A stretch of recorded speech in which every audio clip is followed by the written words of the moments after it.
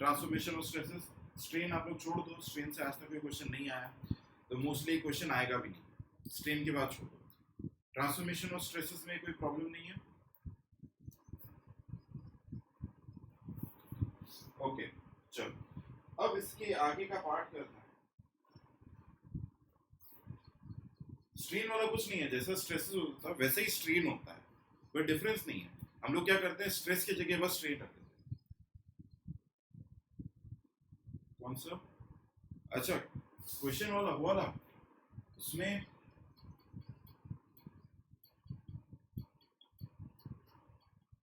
Hi good morning, एक ऐसा लग रहा है दिस इज एक्स डायरेक्शन, जो भी डायरेक्शन दे रखा है, और ये जेड दे रखा है, और ऐसे कुछ वाई दे रखा होगा, जो भी डायरेक्शन दे रखा है, this is A B C and D, तो इसमें करना कुछ नहीं है, एप्सिलॉन एक्स लिखो, तो ये क्या आ जाएगा, epsilon x is change in x direction, मतलब ए बी में आने लग जाएगा stream, sigma x upon E minus mu sigma y upon V minus mu sigma z upon E. तो सिग्मा जेड तो हमें दे रखा है, क्या जीरो हो जाएगा, सिग्मा वाई का वैल्यू जीरो हो जाएगा। इस एक्सप्रेशन को सॉल्व करना, तो आपके पास स्ट्रेन इन एक्स डायरेक्शन आ जाएगा, एक्स डायरेक्शन में आपको स्ट्रेन पता है, तो इसको लिख दो change in diameter upon original diameter, यहाँ से ए बी निकल आएगा, ए बी में कितना चेंज आ रहा है, ऐसे ही आपका सी डी वाला है और ऐसी थिकनेस है। ओके चलो आज एक छोटा सा टॉपिक करना है, इसमें लास्ट टॉपिक है, थ्योरी है, थ्योरीज ऑफ फेलियर, इसी का ट्रांसफॉर्मेशन ऑफ स्ट्रेसेस का ही पार्ट है, थ्योरीज ऑफ फेलियर। तो there are 5 theories of failure, आपको एप्लीकेशन पार्ट पे नहीं जाना है, थ्योरीज ऑफ फेलियर मैकेनिकल के पोर्शन में ज्यादा आता है, सिविल में नहीं आता।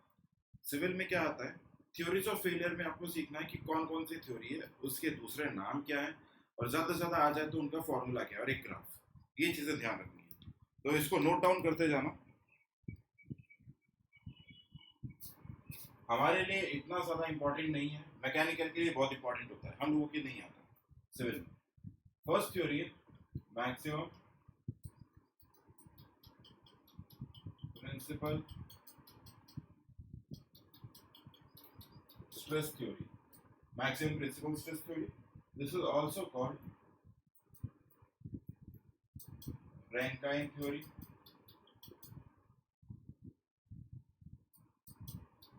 Lami's theory.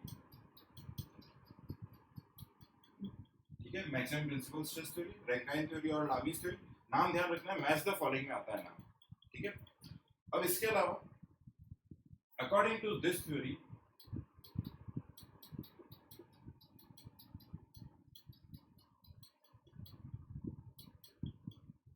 जो हम प्रिंसिपल स्ट्रेस निकालते हैं सिग्मा 1 या सिग्मा 2, वो एज पर दिस थ्योरी किससे कम होना चाहिए, yield strength divided by factor of safety से। तो यहां से जो मटेरियल बन के आता है वो हमारा बहुत हद तक सेफ रहता है,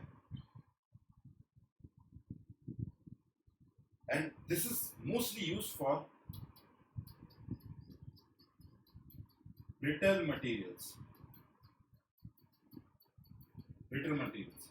इसका ग्राफ ध्यान रखना है, इसका ग्राफ जो है वो ऐसा है,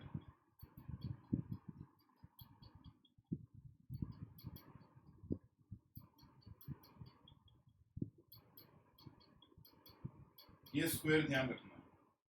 मैं बार बार बोल रहा हूँ, इसके एप्लीकेबिलिटी पार्ट पे नहीं जाना है, थ्योरी में बस पूछ सकते हैं गेट या एएससी में कि मैक्सिमम प्रिंसिपल स्ट्रेस थ्योरी का दूसरा नाम क्या है, या फिर ये sigma max less than equal to F Y upon factor of safety, ये पूछ सकते हैं, या ग्राफ आ सकता है। इस पे आपको क्वेश्चन नहीं आएगा, सॉल्व करने को नहीं आएगा, क्वेश्चन नहीं आएगा, ओके। तो क्वेश्चन की प्रैक्टिस करने की भी जरूरत नहीं है, that will be just a waste of time. Second आता है maximum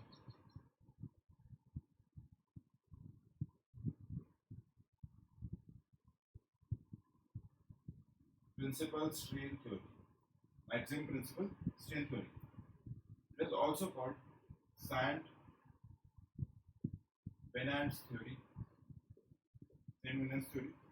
So as per this, epsilon is less than Fy upon E into 1 upon factor of safety, Fi upon E into 1 upon factor of safety. जल्दी जल्दी लिख के जाना, इसमें time waste नहीं करना है। ग्राफ थोड़ा सा ऐसा था, रॉम्बस जैसा बन रहा है।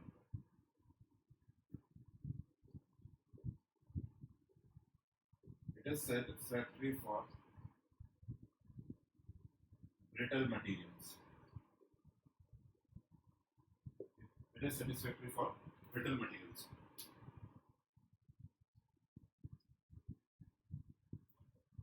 देख लिया सबने? फर्स्ट और सेकंड, 3 थ्योरीज और है।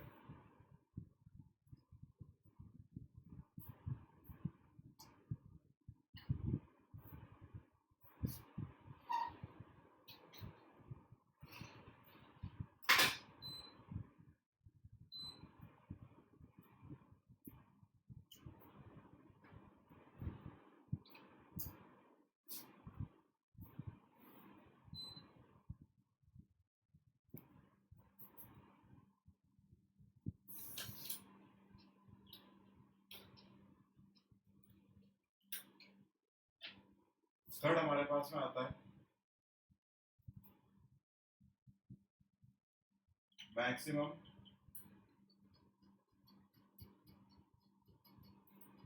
shear stress theory,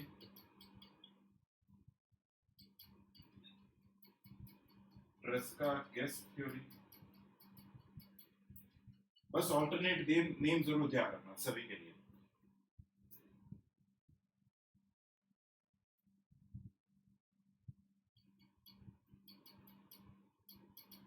maximum of, इसमें सिंपल हम लोग ये लिखते हैं, ये जो टाउ मैक्स है that is less than equal to Fy upon 2 into factor of safety. और यहाँ पे tau max is equal to mod of sigma 1 minus sigma 2 by 2, sigma 1 by 2 और सिग्मा 2 बाय 2 मॉड है। It is applicable for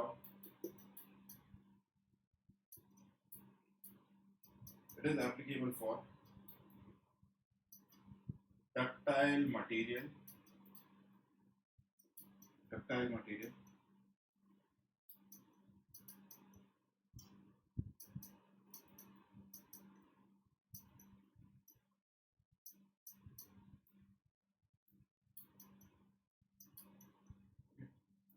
figure थोड़े से ध्यान रख लेना।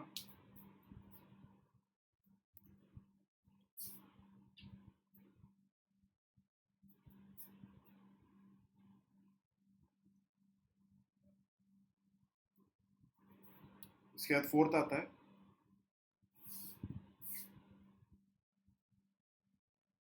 Maximum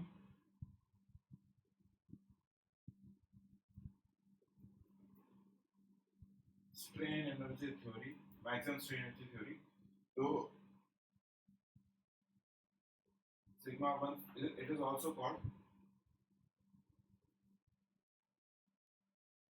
Beltrami-Hague theory, 2 square minus 2 mu sigma 1 sigma 2 less than equal to Fy divided by factor of safety का whole square। It is for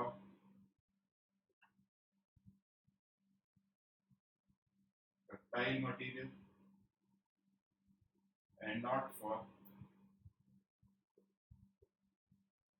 brittle material। इसका graph है,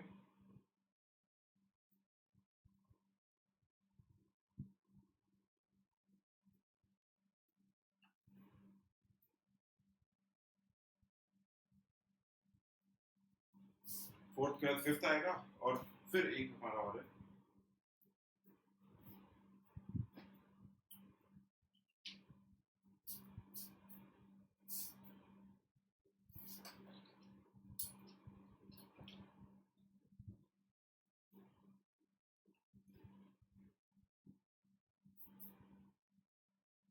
fifth है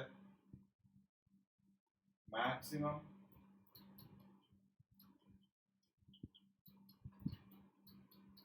shear strain energy theory, also called distortion theory or von Mises theory. Von Mises theory. Sigma 1 square plus sigma 2 square minus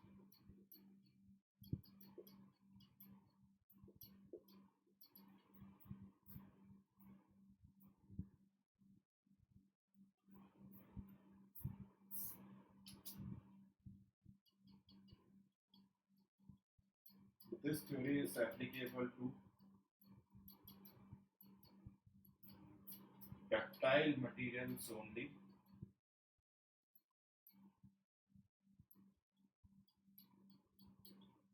Ductile materials only. और इसका graph ऐसा कुछ. Yeah, this is not a circle, ellipse.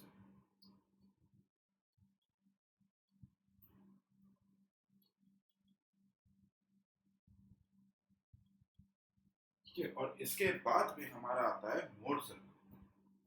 देख लो जैसे जैसे theories forward चलती जा रही हैं, हमारा जो सर्कल मतलब ग्राफ बन रहा था स्क्वायर से एलिप्स हो गया है. अब एलिप्स के बाद में जो नेक्स्ट आता है वो मोड सर्कल आता है और उसमें हमारा सर्कल बनने लगता है. तो बस ये ध्यान रखना है. और मैं लास्ट में थोड़ा सा कंक्लूजन लिख रहा हूँ कौन सा थ्योरी किसके लिए है, ताकि आपको फाइनली बस वही चीज ध्यान रखनी है. Alright, the final conclusion.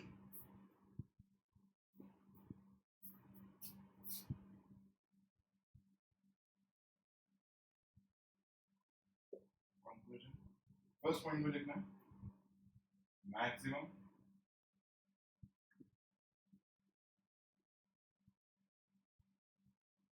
shear stress theory. Maximum shear stress theory is the most conservative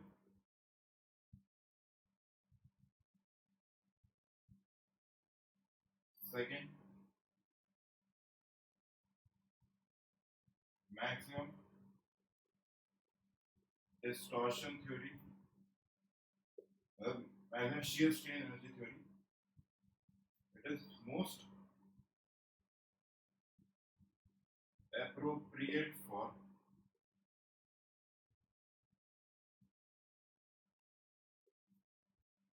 ductile materials, maximum principal stress theory. It is most appropriate for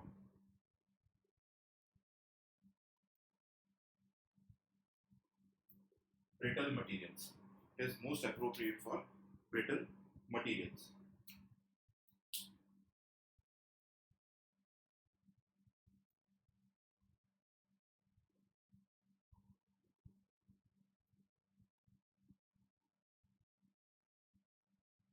Most conservative.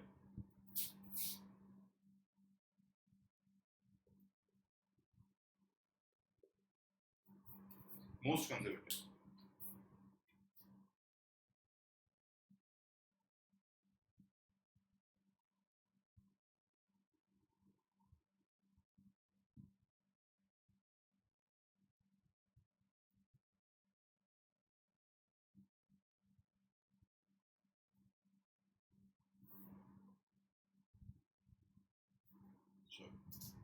ये इतना सा बाकी था, इसको थोड़ा सा ध्यान रखना.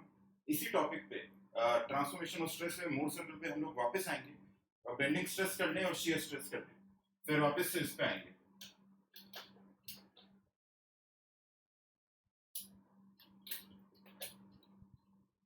ये सारी थ्योरीज बस आपको थोड़ा थोड़ा पता होना चाहिए कि थ्योरी का नाम क्या है और उसका ऑल्टरनेट नेम क्या है. मैक्सिमम इतना आता है, इससे ज्यादा सिविल में नहीं पूछते. मैकेनिकल में इससे बहुत अच्छे अच्छे क्वेश्चन आते हैं, सिविल में नहीं आते. ओके, अगला हम लोग स्टार्ट करेंगे, लिख लो उसको.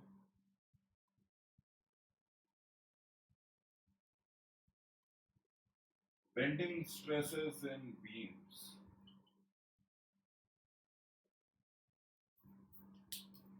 नेक्स्ट हमें स्टार्ट करना है बेंडिंग स्ट्रेसेस इन बीम्स।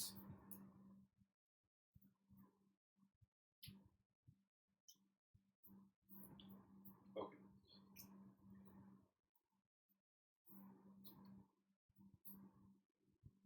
देखा है सबने?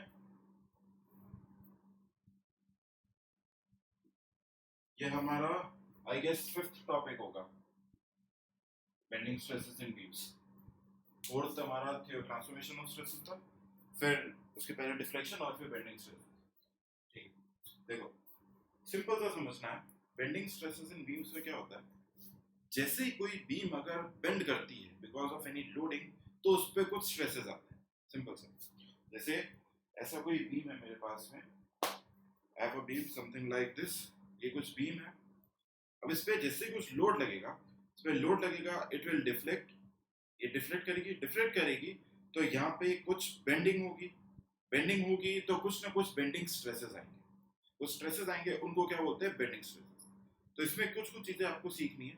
सबसे पहले आपको आना चाहिए what is the equation of bending, उसको अप्लाई कैसे करना है, और उसके अलावा axes of bending. Axes of bending समझ में आना बहुत जरूरी है, बच्चों को एक्सेस ऑफ बेंडिंग में बहुत परेशानी होती है, उसी के बेसिस पे गलतियां होती है। Okay,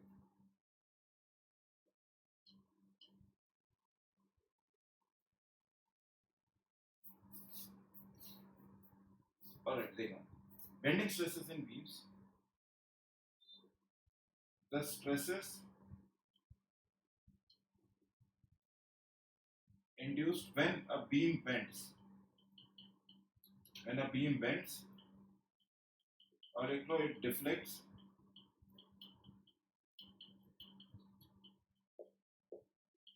under the action of load और मूवमेंट। ठीक है, या तो लोड लग रहा होगा या मूवमेंट लग रहा होगा, उसके कारण हमारा बीम क्या कर रहा होगा, बेंड कर रहा है या डिफ्लेक्ट कर रहा है। यहाँ पे देखना, जैसे दिस इज अ बीम, हमारा कोई बीम है,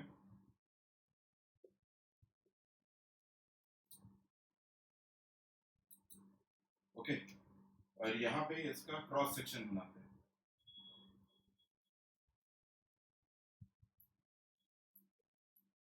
this is B, this is D, और ये एल है। ठीक है, बी विड्थ है, डी डेप्थ है। अब यहाँ पे अगर कुछ भी लोड लगा हुआ है, सपोज ये कोई पी लोड लग रहा है, तो यहाँ पे ये न्यूट्रल एक्सिस है, okay, this is neutral axis. अब ये डिफ्लेक्ट कैसे करेगा, अगर ये ऐसे हो रहा है तो beam will deflect something like this, ऐसे कुछ डिफ्लेक्ट करेगी बीम, बीम ऐसे डिफ्लेक्ट करेगी, तो टॉप पे क्या क्रिएट होगा, कंप्रेशन, और बॉटम वाले जोन में टेंशन। तो यहाँ पे ये विल डिफ्लेक्ट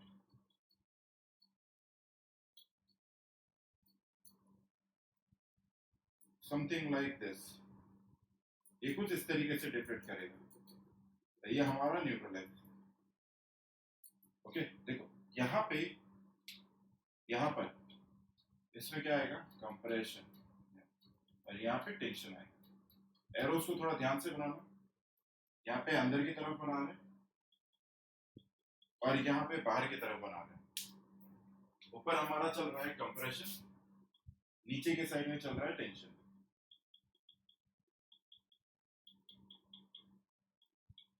ऊपर कंप्रेशन है, नीचे टेंशन है, सिंपल सा है, कुछ भी नहीं है। बीम अगर बेंड कर रही है, बीम के बेंड करने के कारण न्यूट्रल एक्सिस के ऊपर कंप्रेशन आ जाएगा और न्यूट्रल एक्सिस के नीचे टेंशन आ जाएगा। ठीक है, अब सेम चीज यहाँ पे, न्यूट्रल एक्सिस के ऊपर कंप्रेशन, न्यूट्रल एक्सिस के नीचे टेंशन। अब देखो, अब इसके बाद हमें इसके लिए पढ़ना है theory of pure bending, theory of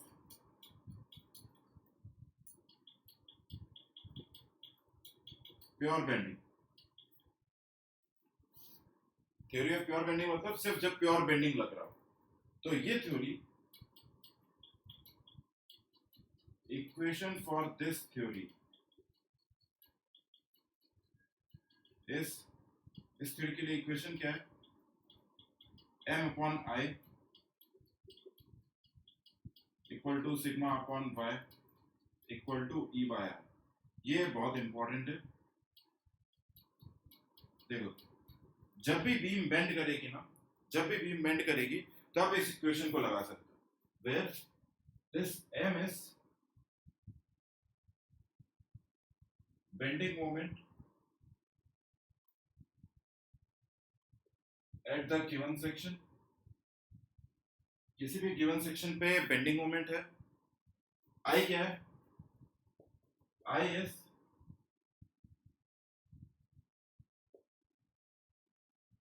moment of inertia about the axis of bending। ठीक है, ये ध्यान रखना, एक्सिस ऑफ बेंडिंग के अबाउट का मोमेंट ऑफ इनर्शिया है। अभी मैं बताऊंगा एक्सिस ऑफ बेंडिंग क्या होती है, कैसे लिखते हैं उसको। Sigma, sigma is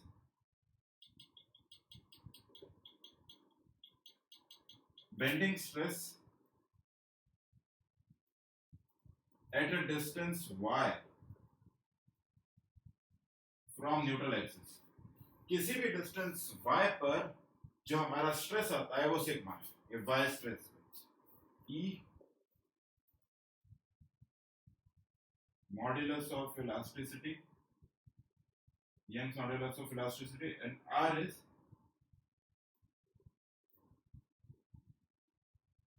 radius of curvature। ठीक है, रेडियस ऑफ कर्वेचर कैसे आ रहा है, बीम ऐसे है तो क्या हो रहा होगा, इसको हटा दो, यहाँ पे ये बीम को जैसे डिफ्लेक्ट कर रही है तो यहाँ पे किसी पॉइंट पे ये सर्कल का आर्क बन रहा होगा कुछ, तो this is actually called radius of curve, यहाँ से लेके यहाँ तक। Okay, this is called radius of curvature. Neutral axis तक का डिस्टेंस है, ध्यान रखना, टॉप फाइबर नहीं लेना, न्यूट्रल एक्सिस तक। सारे टर्म्स क्लियर हुए? मुझे अभी आई समझाना है आपको एक बार, यानी कि यहां से अगर जैसे मुझे बेंडिंग स्ट्रेस निकालना होगा, हमारा फाइनल टास्क इसके अंदर ये रहेगा कि हमें बेंडिंग स्ट्रेस निकालना है, सिग्मा बेंडिंग स्ट्रेस निकालना है न्यूट्रल एक्सिस से किसी भी डिस्टेंस y पर। ठीक है, न्यूट्रल एक्सिस से किसी भी डिस्टेंस y पर अगर मुझे स्ट्रेस निकालना है तो उसके लिए मैं इस इक्वेशन को यूज करूंगा, m upon I equal to sigma by y equal to E by R। R is radius of curvature and 1 upon R is called curvature। 1 upon R is simply curvature। Okay, अब देखो ये मैं समझा रहा हूं अभी, ये हमारा पहला पॉइंट हुआ है theory of pure bending. Second point लिखना है इसमें, ये जो इक्वेशन है ये फर्स्ट हुआ, सेकंड लिखना है this equation is valid in only in regions where bending moment is constant and shear force is zero। ये जो इक्वेशन है, this equation is valid in regions where bending moment is constant and shear force is zero। कुल मिला के ये जो theory है ये उस जगह वैलिड है जहाँ पे हमारा shear force कुछ भी ना हो और बेंडिंग मोमेंट कुछ कांस्टेंट रहना चाहिए। फॉर एग्जांपल, अगर ऐसा कुछ स्ट्रक्चर है हमारा P और P और यहाँ पे सपोर्ट है, ठीक है, इसका जो SFD और BMD बनेगा, यहाँ पे रिएक्शन भी P आ जाएगा, रिएक्शन भी P। अब इसका जो SFD बनेगा,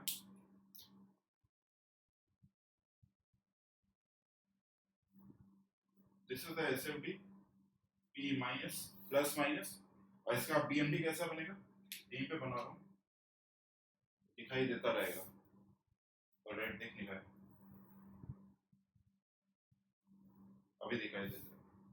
ओके, इसका BMD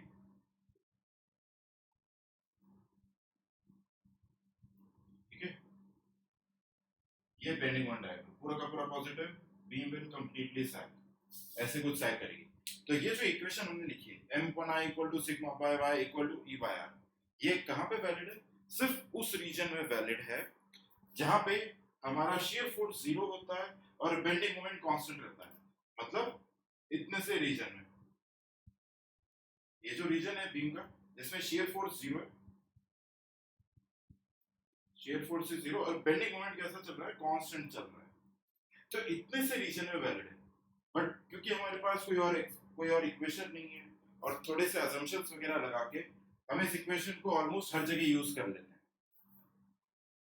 समझ में आया इसकी एप्लीकेबिलिटी क्या है, ये इक्वेशन कैसे आ रही है उस पर दिमाग नहीं लगाना है क्योंकि इक्वेशन चेंज नहीं होगी, आपको बस ये दिमाग लगाना है कि इसको अप्लाई किस तरीके से करना है। कुछ कुछ चीजें होती है जिसको आपको देखना है कि कैसे आ रही है और कुछ कुछ सीखना है कि उसको अप्लाई कैसे करना है, कि उनमें से हम इसे अप्लाई कैसे करेंगे। ठीक है, लिखा है यहां तक?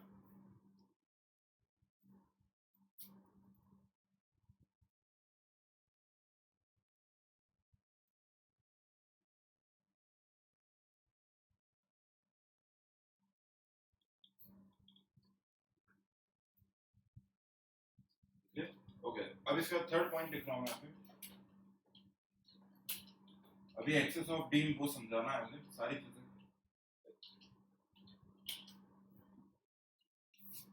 थर्ड पॉइंट आता है हमारे पास में, material should be isotropic, homogeneous and linearly elastic. Theories of pure bending में चल रहा है ये सब। Fourth, plane section before bending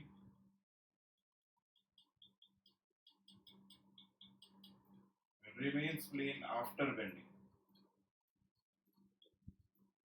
Plane section before bending remains plane after bending. इसका मतलब होता है that strains are linear, मतलब जो हमारा स्ट्रेन प्रोफाइल है वो कैसा है, लीनियर है। ये असम्पशन ध्यान रखना।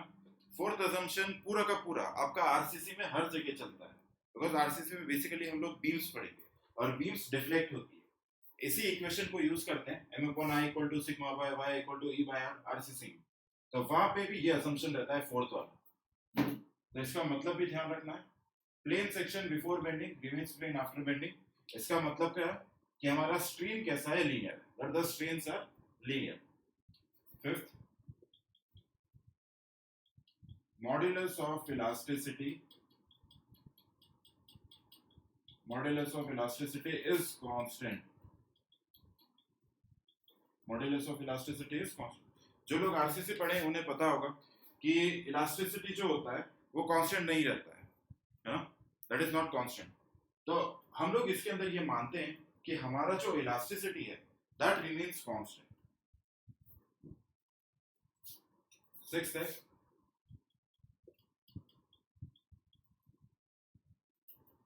material is free from initial stresses, material is free from initial stresses। 6 assumptions है, थोड़ा थोड़ा ध्यान रखना है। अब मैं आपको इस पे आ रहा हूं, देखो इसको लिख लो एक बार यहां तक, उसके बाद फिर मैं बताता हूं।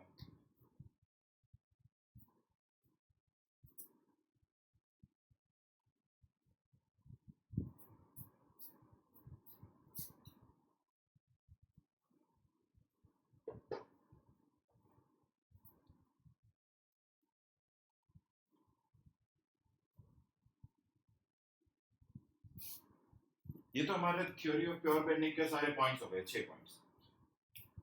देखो अब ये जो इक्वेशन है, इनिशियल स्ट्रेस मतलब लोडिंग, अगर जैसे कोई बीम है, initial stresses will include your self weight.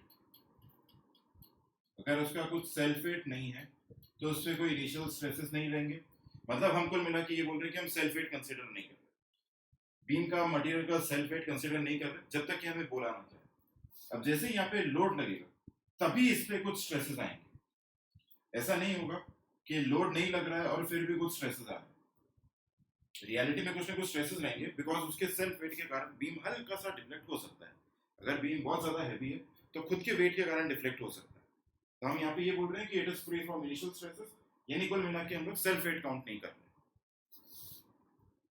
अब देखो, अब इक्वेशन है हमारा बेंडिंग इक्वेशन और it is also called flexor formula, जो भी लिखवाया था।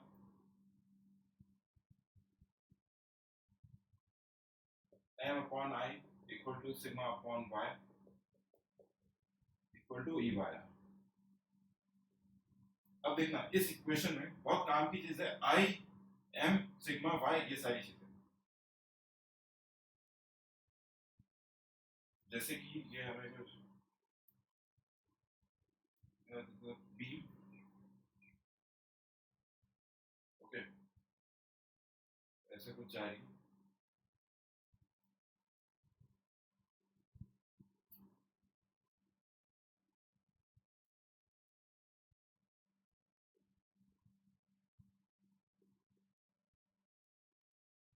ये P load,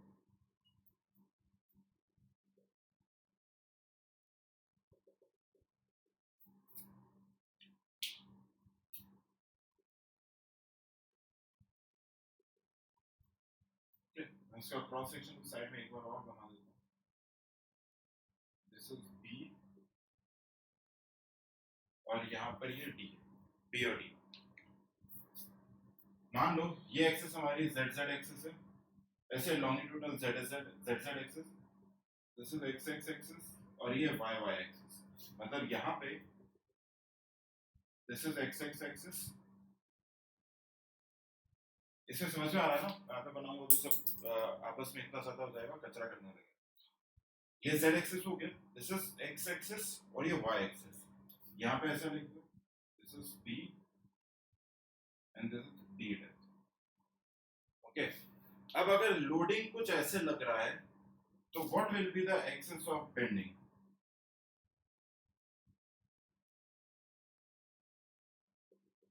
axis of bending कौन से एक्सिस के अबाउट ये बेंड कर रहा है? x y z में से मैं यहाँ पे बना देता हूँ, दिस इज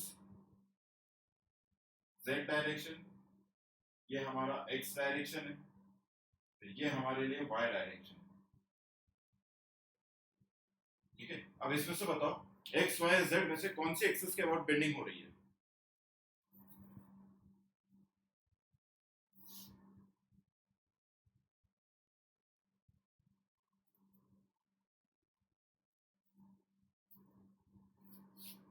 कौन सा? देखो, इसके अंदर जो बेंडिंग हो रही है that is about x axis. Bending is about x axis, इसको ध्यान रखना। एक्स एक्सिस के अबाउट बेंडिंग कैसे हो रही है? देखो, हमेशा याद रखना आपका जो थंब होता है, this thumb will give you the direction of bending और एक्सिस ऑफ बेंडिंग। थंब हमेशा हमें देगा एक्सिस ऑफ बेंडिंग। सिंपली क्या करना है, हमारा बीम समथिंग लाइक दिस ऐसा कुछ है, ठीक है? Beam is something like this और यहाँ पे ऐसे कुछ लोड लग रहा है। अब लोड ऐसे लगेगा तो बीम कैसे बेंड करेगा? इस तरीके से कुछ बेंड करेगा, समथिंग लाइक दिस। बीम हमारा कुछ ऐसे बेंड करेगा, यू बेंड करेगा, मतलब ये जो थंब है, this will give me the axis of bending, direction of axis of bending. तो इसका डायरेक्शन कौन सा आ रहा है? एक्स एक्सिस का डायरेक्शन आ रहा है ना? ऐसे हो रहा है, इसके ऐसे जा रहा है, तो ये इसके अबाउट एक्स एक्सिस के अबाउट बेंड कर रहा है। अगर एक्स एक्सिस के अबाउट बेंड कर रहा है तो हमारा मोमेंट ऑफ इनर्शिया भी हमें एक्स एक्सिस के अबाउट चाहिए। ठीक है, तो मोमेंट ऑफ इनर्शिया भी एक्स एक्सिस के अबाउट कितना आएगा? B D cube divide by 12, moment of inertia for rectangular.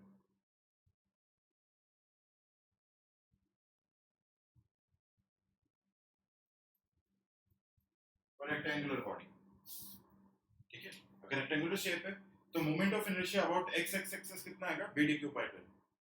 ये समझ लेना एक्सिस ऑफ बेंडिंग कैसे आ रही है। इन केस अगर ऐसा कुछ होता,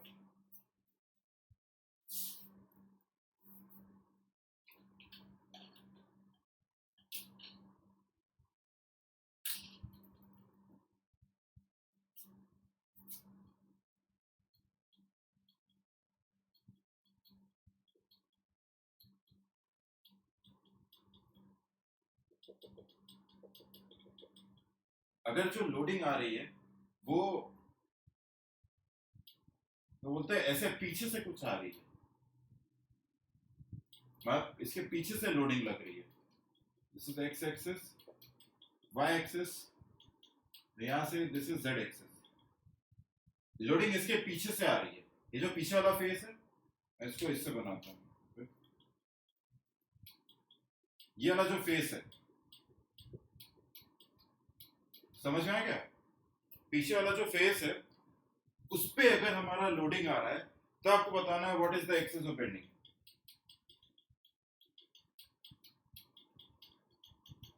एक्सिस ऑफ बेंडिंग कौन सा आएगा? पीछे से लोड आएगा तो बीम डिफ्लेक्ट कैसे करेगी? इस तरीके से डिफ्लेक्ट करेगी, ऐसे। हाँ, तो एक्सिस ऑफ बेंडिंग क्या हो जाएगी? Y axis. और वाई एक्सिस है तो आपको मोमेंट ऑफ इनर्शिया भी वाई वाई के अबाउट चाहिए। सभी के समझ में आ गई बात? ये सेम सेम फंडामेंटली सेम जो कॉन्सेप्ट होता है ये अप्लाई होता है टॉर्जन के अंदर भी। टॉर्जन में जिस एक्सिस के अबाउट टॉर्जन होता है, थंब भी हमें डायरेक्शन देता है, जिस एक्सिस के अबाउट टॉर्जन होता है उस एक्सिस के अबाउट हम लोग मोमेंट ऑफ इनर्शिया लिखते हैं। ठीक है, ओके। अब ये बेंडिंग इक्वेशन वगैरह सारी चीज देख ली। अब इसके अंदर एक नया टर्म आएगा और यहां से अगर मुझे न्यूट्रल एक्सिस से, ये न्यूट्रल एक्सिस है, न्यूट्रल एक्सिस से किसी भी डिस्टेंस y पर बेंडिंग स्ट्रेस निकालना है तो मैं क्या करूंगा? इस इक्वेशन को यूज करूंगा। y हमेशा ध्यान रखना न्यूट्रल एक्सिस से डिस्टेंस है, न्यूट्रल एक्सिस से। वेदर आप न्यूट्रल एक्सिस से ऊपर जाओ नीचे जाओ कोई फर्क नहीं पड़ता। ऊपर जाएंगे तो हो सकता है कंप्रेशन आ जाए, नीचे जाएंगे तो टेंशन आ जाए, ये चीज। y हमेशा न्यूट्रल एक्सिस से डिस्टेंस है। अब मैंने आपको ये अजम्पशन लिखाया था कि हमारा elasticity is constant, elasticity is constant, और सेकंड क्या बोला था कि strain is linear, strain is linear. Okay, तो यहां पे हम लोग क्या लिख सकते हैं? Sigma equal to E into strain. यहां क्या दिखाई देता है? अगर ये कांस्टेंट है और ये लीनियर है तो स्ट्रेस भी कैसा रहेगा? लीनियर। बेंडिंग स्ट्रेस भी क्या रहेगा? लीनियर रहेगा। तो यहाँ पे बेंडिंग स्ट्रेस का फिगर बना लो, जैसे bending stress will also remain linear.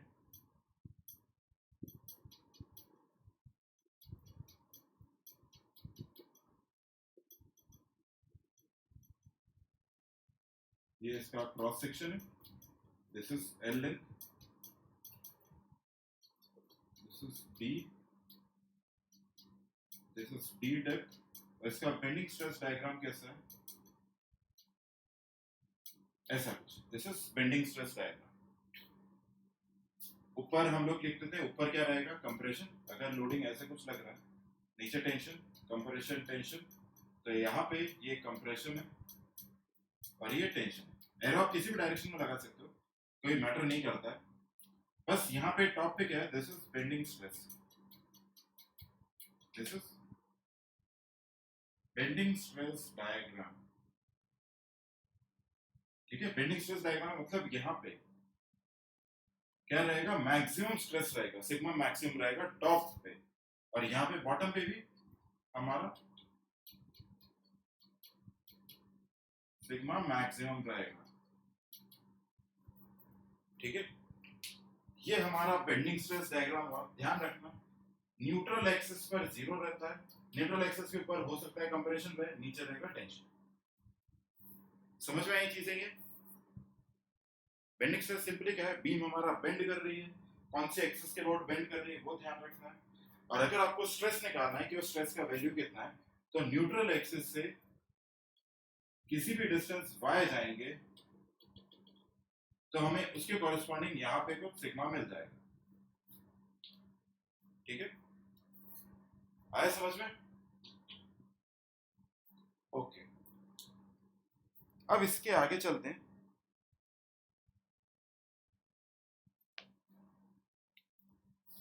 अब इसके आगे इसी एक्सप्रेशन में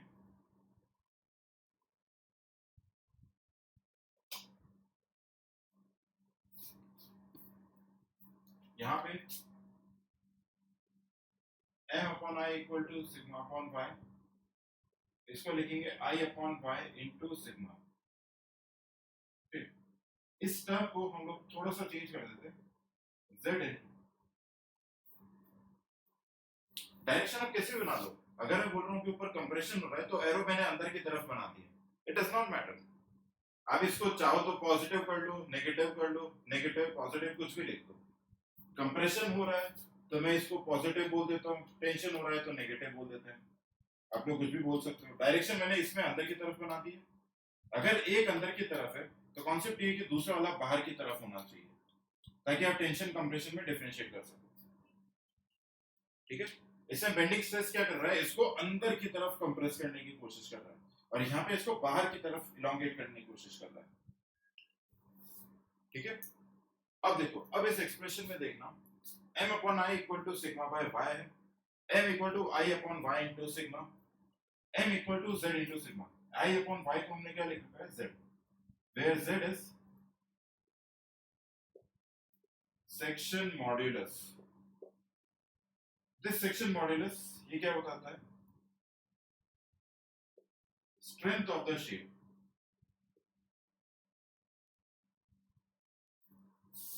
स्ट्रेंथ बताता है शेप का, कि कौन सा शेप कितना ज्यादा स्ट्रांग है। मतलब जैसे एक सर्कुलर शेप हो गया, रेक्टेंगुलर है, ट्रेपेजॉइडल है, ट्रायंगुलर है, रोम्बस है, तो कौन सा शेप ज्यादा स्ट्रांग है, तो वो शेप स्ट्रांग होगा जिसका z ज्यादा होगा। तो it tells us about the strength of the shape. अब यहाँ पे z को हम लोग लिखते हैं i अपॉन वाई।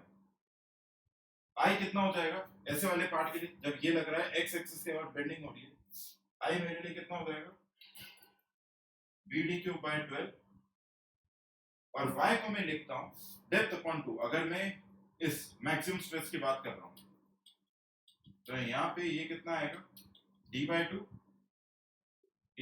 तो ये कितना आ जाएगा, bd स्क्वायर बाय 6। z किसके बराबर आएगा, bd square by 6। This is for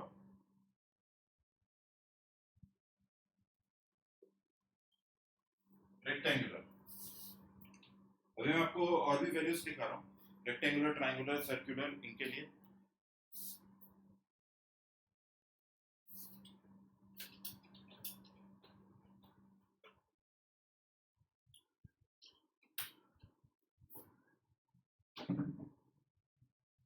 alright,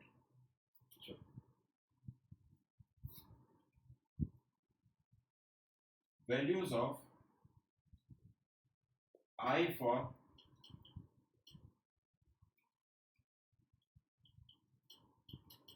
different shapes। अभी जब तक क्या है न्यूमेरिकल नहीं करेंगे तब तक आएगा नहीं, अभी थोड़ी देर में बस थ्योरी कवर कर लें एंड देन हम लोग जल्दी से न्यूमेरिकल्स पर ही आएंगे।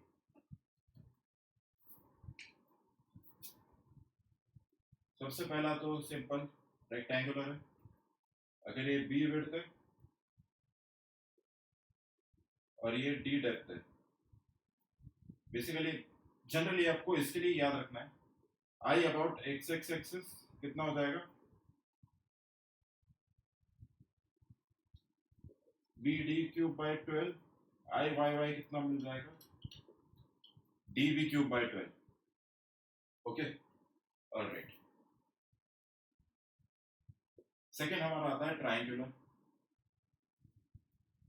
दिस इज बी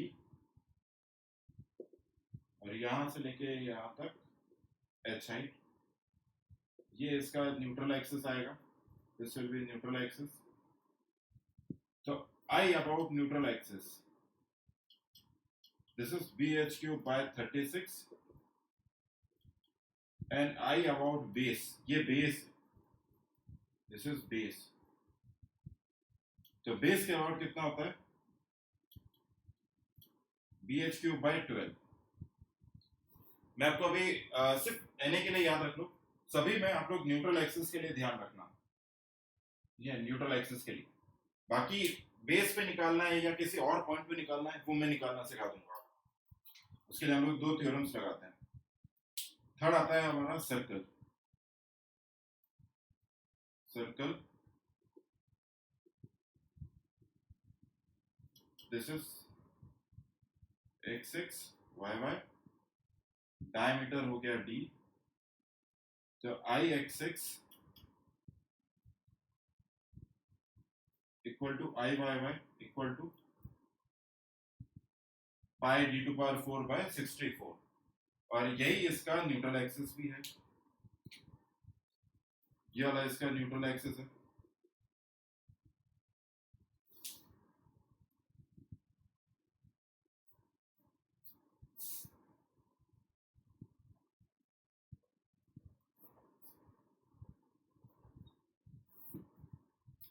फोर्थ आता है हमारे पास में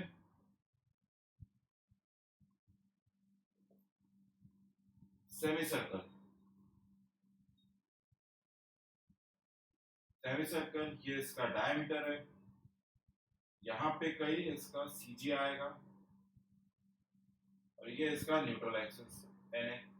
ओके, तो इसके लिए आई अबाउट न्यूट्रल एक्सिस कितना हो जाएगा, pi D to power 4 by 120, just उसका हाफ हो जाएगा। जब सर्कल को हाफ कर रहे हैं तो यहाँ पर भी इसका हाफ हो जाएगा, और इसका यहाँ से लेके यहाँ तक का डिस्टेंस y, इसको y बार बोलते हैं। y बार कितना आएगा, 4r अपॉन 3 पाई, फिर r is radius of circle, y बार कितना है 4r अपॉन 3 पाई। ये चीज ध्यान रखना, इसी पार्ट में दिक्कत आती है सेमी सर्कल वाले में। अधिकतर को इसका सीजी नहीं पता होता है, तो लोग सीजी ध्यान रखना, y बार कितना होता है 4r अपॉन 3 पाई। ओके, 1 2 3 4 चारों केसेस ध्यान रखना। अब इसके बाद में मोमेंट ऑफ इनर्शिया के निकालने के लिए, मोमेंट ऑफ इनर्शिया के लिए देयर आर टू थ्योरम्स, दो थ्योरम्स है। There are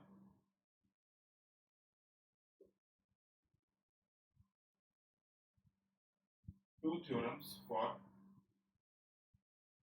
calculating moment of inertia.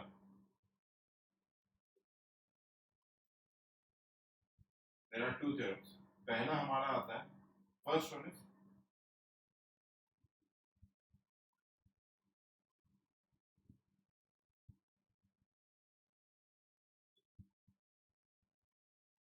perpendicular axis theorem,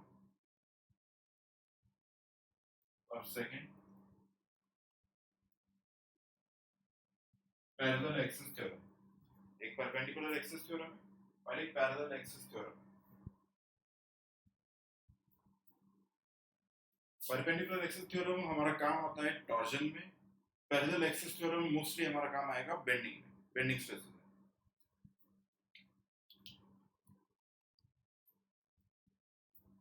ये आप लोग पढ़ चुके हो, ये क्लास 11th का टॉपिक है। क्लास 11th में हम लोग पढ़ते हैं ये चीज, परपेंडिकुलर एक्सिस थ्योरम और parallel axis theorem.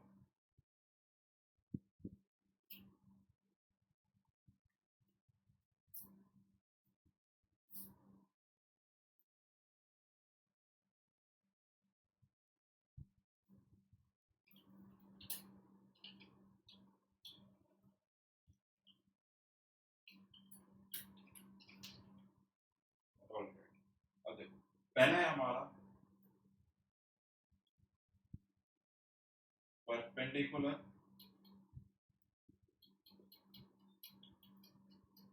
Axis theorem. सबसे पहला ये परपेंडिकुलर एक्सिस थ्योरम।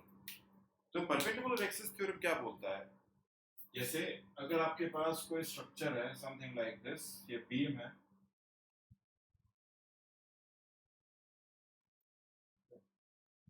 और ये सपोर्ट लगे हुए हैं, ये हमें लॉन्गिट्यूडनल एक्सिस दे रखा है, जेड एक्सिस, एक transverse axis x X axis, और ये हमें वाई वाई एक्सिस दे रखा है। ओके, यहाँ पे ऐसा समझो, ये हमें बी विड्थ दे रखा है और यहाँ पे डी डेप्थ दे रखा है। ठीक है, ये हमें दे रखा है एक्स एक्स एक्सिस, ये दे रखा है वाई वाई एक्सिस। ठीक है, अब यहाँ पे अगर मुझे निकालना है एक्स एक्स और वाई वाई, तो मुझे पता होगा आई एक्स एक्स कितना आएगा, बी डी क्यूब बाई 12, और आई वाई वाई कितना आएगा, D B cube by 12।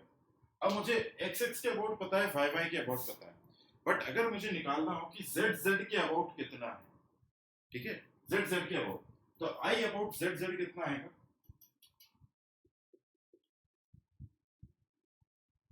I x x plus I Y Y, ठीक है, ये हमारा होता है perpendicular axis theorem,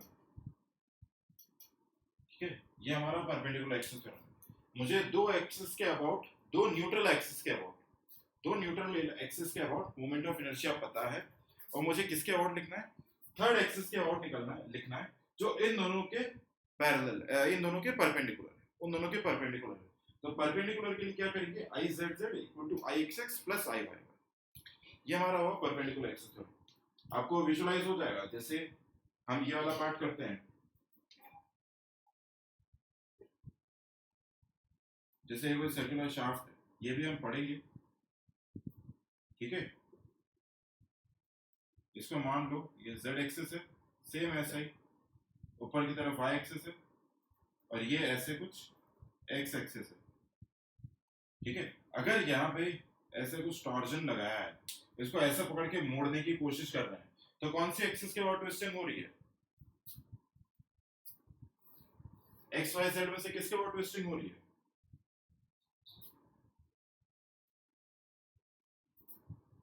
z axis के अबाउट ट्विस्टिंग हो रही है, तो हम इनर्शिया भी किसके अबाउट लिखेंगे, z एक्सिस के अबाउट। अब यहाँ पे z एक्सिस देखो, z एक्सिस क्या है, सरफेस के परपेंडिकुलर है, तो ये कैसे निकालेंगे, I x x plus I Y y, यानी pi D to power 4 by 64 plus pi D to power 4 by 64। तो यहाँ पे आई जेड जेड मुझे कितना मिल जाएगा, this will be pi D to power 4 by 32। यही हम लोग पूरे टॉर्जन में लिखते हैं, pi D to power 4 by 32। अभी समझ में आ जाएगा कि ऐसा क्यों लिख रहे हैं। जब दोनों के दोनों आई एक्स एक्स आई वाई वाई का क्वांटिटी सेम हो, मैग्नीट्यूड सेम हो, तो इसे हम लोग कहते हैं पोलर मोमेंट ऑफ इनर्शिया, ठीक है। यहाँ पे देखो, यहाँ पे दोनों का वैल्यू सेम नहीं है, बी डी क्यूब बाई 12 है, यहाँ पे डी बी क्यूब बाई 12 है। अगर यहीं पे स्क्वायर होता तो ये और ये बराबर हो जाते हैं, तो इसे हम बोलते हैं पोलर मोमेंट ऑफ इनर्शिया, ठीक है। ये हमारा हुआ परपेंडिकुलर एक्सिस थ्योरम। नेक्स्ट आते हैं पैरेलल एक्सिस थ्योरम पे, और फिर आपको इसका एप्लीकेशन पार्ट बता रहा हूं मैं, हम लोग मतलब इसके क्वेश्चंस पे आएंगे।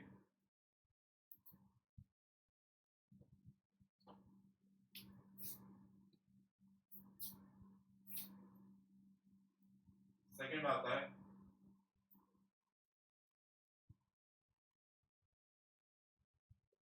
Parallel axis theorem.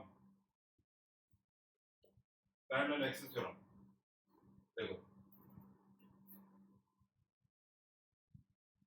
जैसे कि ये मुझे स्क्वायर क्रॉस सेक्शन दे रखा है, स्क्वायर रेक्टेंगुलर क्रॉस सेक्शन दे रखा है।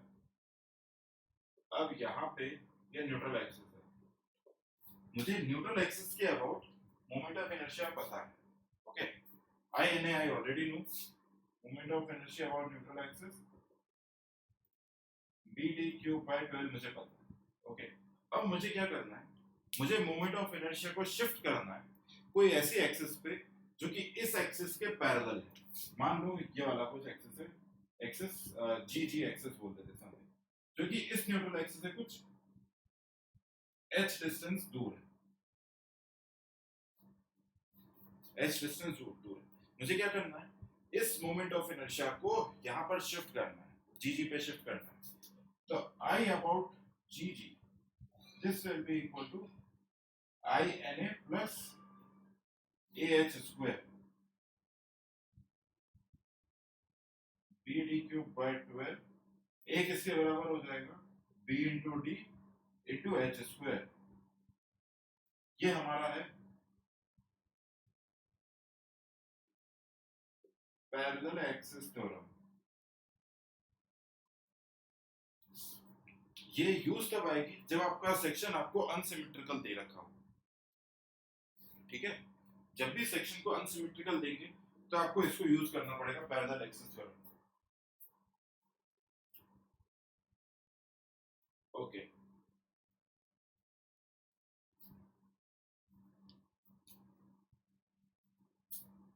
इसको लिख लो, फिर इसका एप्लीकेशन पार्ट बता रहा हूँ और फिर हम लोग क्वेश्चंस पे आते हैं।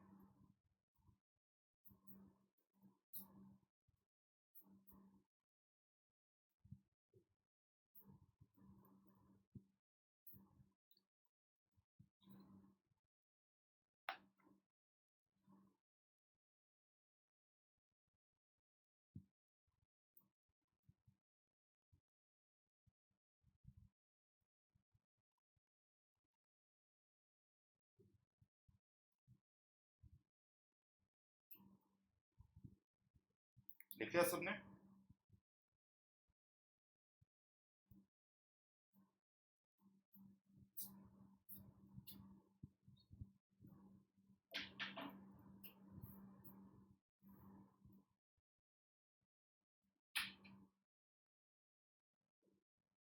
Just a second.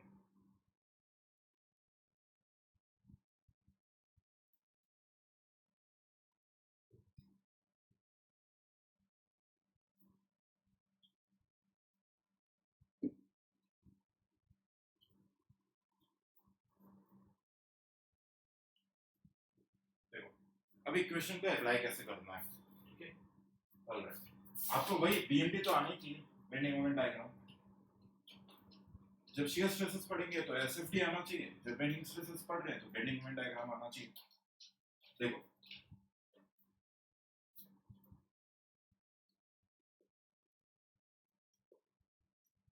इसका एप्लीकेशन, ठीक है। मान लो आपको स्ट्रक्चर कुछ ऐसा दे रखा है,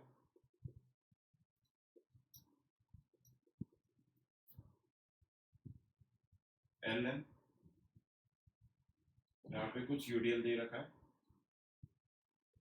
डब्ल्यू किलोन्यूटन पर मीटर, और आपको बोला है find the value of bending stress at some distance y from neutral axis, ठीक है, एट अ डिस्टेंस, कुछ डिस्टेंस पे। तो हम लोग सबसे पहले क्या करेंगे, इसका बीएमडी ड्रॉ करेंगे। ये इसका बीएमडी WL²/8,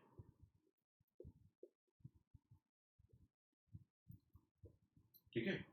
अब जैसे क्वेश्चन बोलता है आप लोग x डिस्टेंस पर, इस x डिस्टेंस पर इस सेक्शन ऑफ द बीम पे बेंडिंग स्ट्रेस निकालो। तो हमें क्या करना पड़ेगा, पहले यहां से x डिस्टेंस पे आपको क्या कैलकुलेट करना पड़ेगा, मोमेंट एट x, ठीक है। मोमेंट निकालना पड़ेगा x डिस्टेंस पे, निकाल सकते हैं, कोई बड़ी बात नहीं है, बीएमडी आता है, x डिस्टेंस पे निकाल सकते हैं। और फिर mx/i इक्वल टू सिग्मा/y, इस इक्वेशन को यूज करके आप लोग सिग्मा का वैल्यू निकालोगे। ओके, बहुत इजी कॉन्सेप्ट है। मोमेंट हमारा चेंज होता रहेगा। आरसीसी जब हम पढ़ते हैं तो हम मैक्सिमम मोमेंट के लिए डिजाइन करते हैं इसी एक्सप्रेशन से, mx/i equal to सिग्मा/y maximum WL²/8, ठीक है। ओके, ये समझ में आएगा। अभी हो सकता है कुछ कम आ रहा होगा, न्यूमेरिकल्स करेंगे ना, हर एक चीज क्लियर हो जाएगी। अभी मैं आपको थ्योरी सारा का सारा बता चुका हूँ। एसएफडी बीएमडी से लेके अभी तक आपको सिर्फ क्वेश्चंस को कनेक्ट करना है, कनेक्ट करना सीखना है। चलो अब क्वेश्चन करते हैं।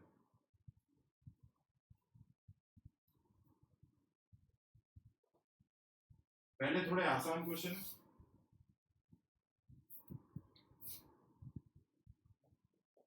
क्वेश्चन है,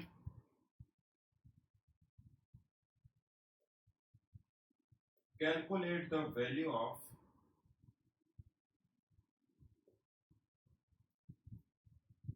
section modulus for the following cases, section modulus for the following cases। सबसे पहले हमें दे रखा है स्क्वायर ए साइज, और सेकेंड हमें दे रखा है रॉम्बस, सेम डायमेंशन है, बट ये ऐसे कुछ रख रहा है, दिस इज ए और ये भी ए, ओके रोम्बस है। तो इसके लिए भी और इसके लिए भी, फर्स्ट और सेकंड दोनों के लिए आपको निकालना है what is the section modulus.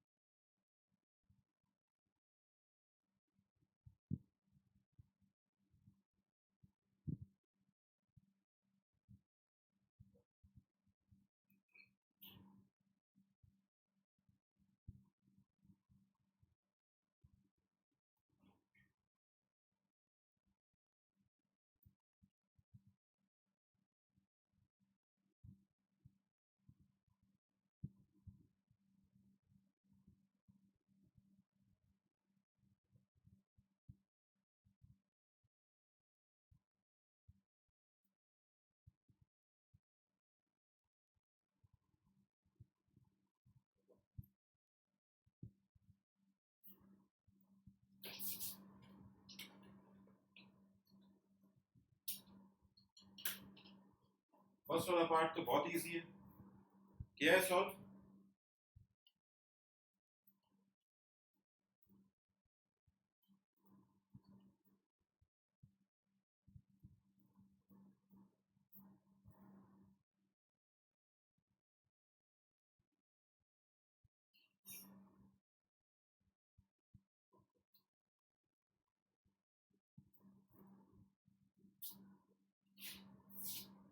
हाँ फर्स्ट वाला बहुत आसान है,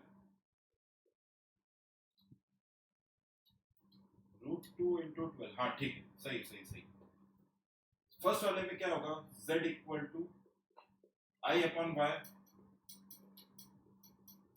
आई किसके बराबर आएगा, बी डी क्यूब बाई 12 होता है, तो a into A cube by 12, और y कितना आएगा, a बाई 2, यहाँ से ये distance y a by 2, neutral axis से मैक्सिमम डिस्टेंस, तो ये 6, a से कैंसिल, a क्यूब बाई 6, तो इसके लिए z कितना आ रहा है, a cube by 6, okay.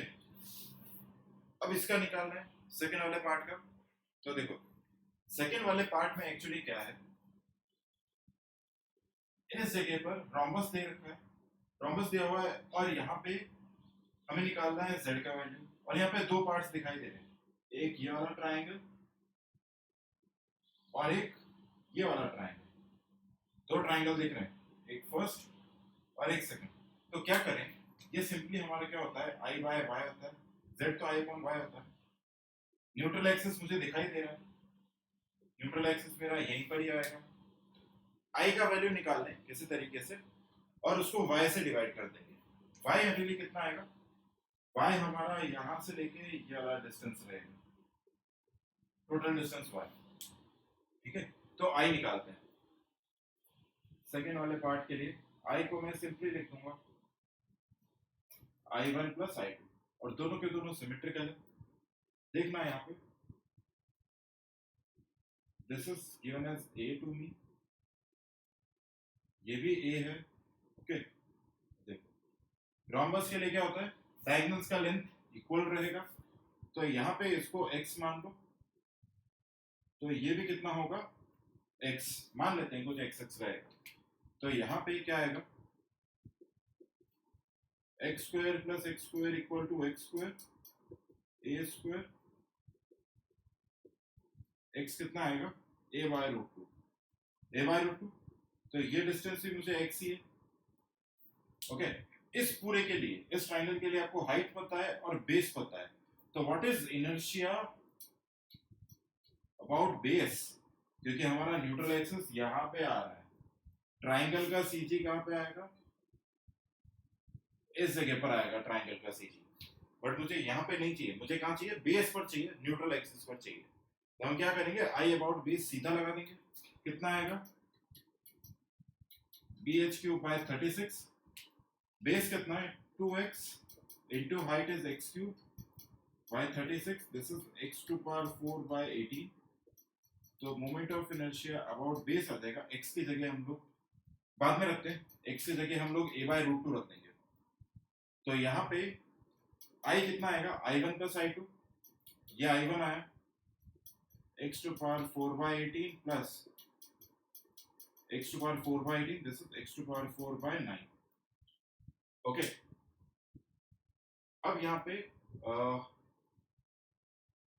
Base 2x हो जाएगा, हाइट x हो गया बी एच क्यूब बाय 36, और नो नो यहाँ पे बी एच क्यूब बाय 12 है, तो यहाँ पे x टू पावर 4 बाय 6 आएगा। Okay, x to power 4 by 6, यहाँ पे ध्यान रखना कि बी एच क्यूब बाय 36 नहीं होता, this is B H cube by 12 base पर। मैंने आपको बेस पर यही बताया था ना, मैंने गलती से उल्टा तो नहीं लिख दिया, मैंने जब ट्रायंगल का बताया आपको इसमें मैंने कुछ गलत लिख दिया वहां पे, अभी अभी ध्यान आया। न्यूट्रल एक्सिस पर मैंने क्या लिखा है आपको, बी एच क्यूब बाय 36 और I about base B H cube by 12, ये लिखा है कि मैंने कुछ और लिख दिया है, उसको करेक्ट कर लेना एक बार।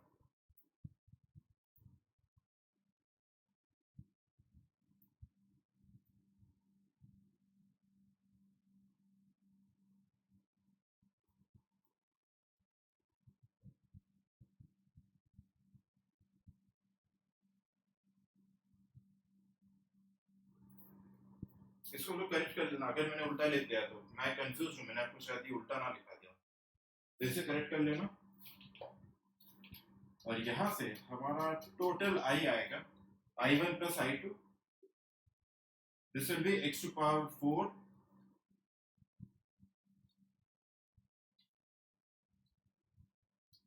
x to power 4 by 6 plus x to power 4 by 6 यानी x to power 4 by 3। Okay, और यहाँ पे y का वैल्यू कितना है x बाय रूट 2, y का वैल्यू क्या है x बाय रूट 2, तो z किसके बराबर आ जाएगा i upon y, z will be equal to i upon y। तो यहां से z को लिखेंगे i कितना है x to power 4 by 3 divided by x by root 2, तो z हमारे पास में आ जाएगा x cube upon into root 2 by 3। यहाँ पे मैंने कुछ मिस्टेक कर दिया है, x equal to a by root 2 हो गया, ठीक है, i base B H cube by 12, base is 2x, 2x cube by 12, x to power 4 by 6, i1 plus i2 दोनों ऐड कर दिए, x to power 4 by 3। oh yes, y equal to x, y is not x by root, y equal to x है, तो यहाँ पे इसलिए गड़बड़ हुआ था। यहाँ पे z किसके बराबर आएगा x to power 4 by 3 divided by x, तो यहाँ पे ये आएगा x क्यूब बाय 3, तो z आएगा हमारे पास में, x की जगह रख देंगे a क्यूब अपॉन रूट 2 का होल क्यूब इंटू 3, तो z हमारे पास में आएगा a क्यूब अपॉन 6 रूट 2, ये हमारा सेक्शन मॉड्यूलस आएगा इसके लिए a क्यूब बाय 6 रूट 2। अब एग्जाम में जो क्वेश्चन पूछा था ये दो अलग अलग पार्ट्स में नहीं पूछा था, उसमें पूछा था find the ratio of section modulus of 1 to section modulus of 2, ये सीधा क्वेश्चन पूछा था, मैं आपको अलग अलग करके बताया है।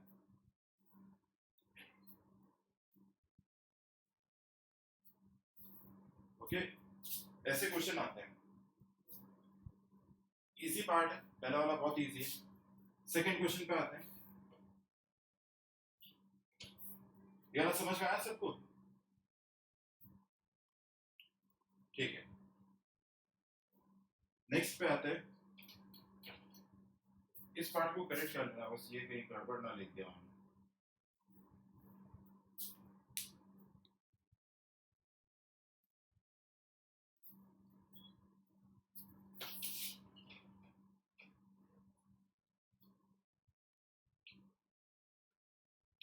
Okay,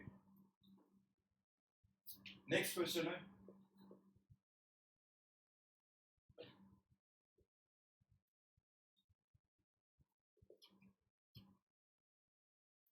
find the dimensions of the strongest rectangle that can be cut from a log of wood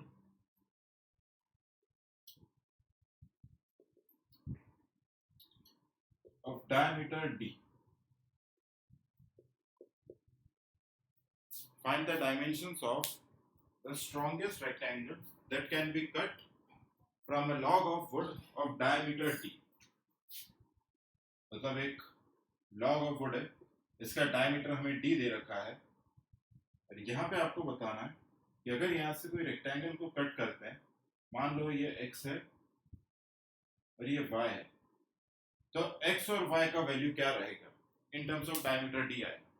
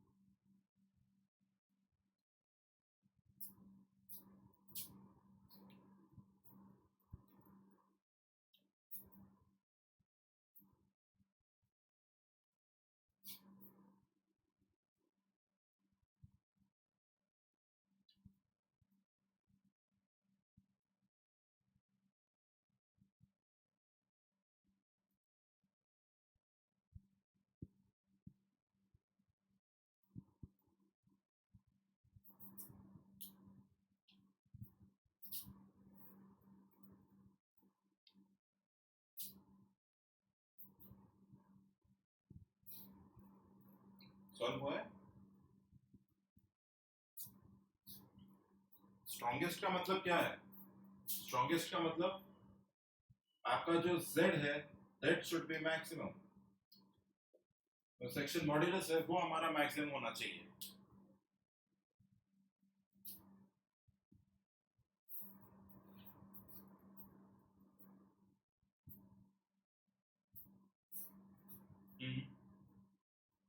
और बहुत अच्छे, यहाँ पे परफेक्ट, बिल्कुल सही answer. This distance is also D. हमारा यहाँ पे z को हम लोग क्या लिखेंगे, रेक्टेंगल के लिए क्या लिखते थे, bh स्क्वायर बाय 6, तो इसको क्या लिखेंगे, x y स्क्वायर बाय 6। आपका डायमेंशन कुछ भी हो सकता है y स्क्वायर बाय 6 लिखा हो, कोई प्रॉब्लम नहीं है, ठीक है। z x y square by 6। अब यहाँ पे प्रॉब्लम क्या है, ये x और y दो अलग अलग टर्म्स आ रहे हैं, दोनों वेरिएबल्स हैं z में। अब मुझे z को मैक्सिमाइज करना है, तो मैं एक इक्वेशन और लिख रहा हूँ, d square equal to x square plus y square, यहाँ से वाई स्क्वायर को लिखते हैं d square minus x square. तो यहाँ से z आएगा x वाई स्क्वायर की जगह D square minus x square by 6। ये हमारा z का इक्वेशन हो गया। अब मुझे इसको क्या करना है, मैक्सिमाइज करना है, तो क्या करेंगे, dz by dx equal to 0। तो यहाँ से dz बाय dx निकालते हैं, कितना आएगा, d square by 6 minus 3x square by 6 equal to 0। तो d square equal to 3x square, x equal to d by root 3 आ गया। एक वैल्यू आ जाएगी डी बाय रूट 3 और y का वैल्यू निकाल लेते हैं, d square minus x square, तो y का value under root 2/3 into d. आपका हो सकता है कि आप यहाँ पे ये ले लो y स्क्वायर बाय 6, ये भी ले सकते हो, तो भी इससे फर्क नहीं पड़ेगा। हमारा final answer d by root 3 और अंडर रूट 2/3 डी आएगा। y यहाँ पे डी बाय रूट 3 हो जाएगा और x का वैल्यू हो जाएगा, तो फर्क नहीं पड़ता है ना। आपको बस डायमेंशंस बताने रेक्टेंगल के, तो रेक्टेंगल के डायमेंशंस क्या रहेंगे, d by root 3 and under root 2/3 into d, ये दोनों डायमेंशंस रहेंगे रेक्टेंगल के। आया समझ में। ये दो क्वेश्चंस इंजीनियरिंग सर्विसेज में पूछे हुए थे, बहुत इजी क्वेश्चन नहीं आते, कुछ खास नहीं है। अब अगला आते हैं, हम फर्दर क्वेश्चंस पे जाएं। अच्छा चलो हम क्वेश्चन पे आ ही जाते हैं, नहीं पर क्वेश्चन पे आने के पहले मुझे आपको एक कॉन्सेप्ट और बताना है।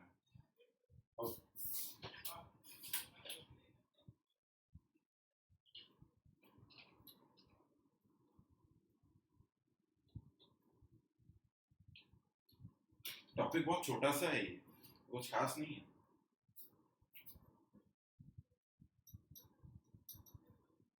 नेक्स्ट आता है moment of resistance of a beam, ठीक है, moment of resistance of a beam. इस कॉन्सेप्ट को अच्छे से सीखना, ये कॉन्सेप्ट एज इट इज आपका आरसीसी में वापस से आएगा, जो लोग पढ़ चुके हैं उन्हें पता होगा, ये चीज वापस से आती है। देखो मोमेंट ऑफ रेजिस्टेंस क्या होता है, इन क्वेश्चंस के बाद इधर दिमाग लगाना। मोमेंट ऑफ रेजिस्टेंस का मतलब क्या होता है, what is the meaning of moment of resistance, it is the maximum moment, it is the maximum moment that a beam can carry, that a beam can carry without failure, that a beam can carry without failure। Maximum हम लोग beam पर कितना load लगा सकते हैं कि beam हमारी ना फेल, बीम टूटे, उस लोड को या उस मोमेंट को हम लोग क्या बोलते हैं, मोमेंट ऑफ रेजिस्टेंस, ठीक है। मैक्सिमम कितना मोमेंट हम लोग अप्लाई कर सकते हैं, ठीक है। अब देखो यहाँ पे हमने इस इक्वेशन को क्या लिखा है, m upon I equal to sigma upon y, okay. अगर मेरा क्रॉस सेक्शन ये है बी डी और बेंडिंग स्ट्रेस कुछ ऐसा आ रहा होगा, this will be bending stress, sigma max, यहाँ पे सिर्फ सिग्मा ही लिख लो, मैक्स ना लिखें, सिग्मा लिख लो, at a distance y, top fibre तक का, जब m कितने बराबर आ जाएगा, i upon y into sigma, है ना। इसको क्या हम लिखेंगे z इंटू सिग्मा। अब रेक्टेंगुलर के लिए z किसके बराबर होता है, bh² / 6 इंटू सिग्मा। ये हमारा क्या आ जाएगा, मोमेंट ऑफ रेजिस्टेंस, क्योंकि मेरा सिग्मा क्या है, मैक्सिमम तक जा रहा है, एंड पॉइंट तक आ रहा है, तो ये जो मोमेंट आएगा, ये मोमेंट मेरे लिए क्या आ जाएगा, maximum moment of resistance. Maximum कितना लोड ले सकता है, this totally depends upon P और H, इसके डायमेंशंस क्या है और इस पे मैक्सिमम कितना स्ट्रेस अप्लाई किया जा सकता है, द परमिसिबल स्ट्रेस। अब मैं आपको इसी चीज को दूसरे तरीके से बता रहा हूं, ठीक है। देखना यहाँ पे,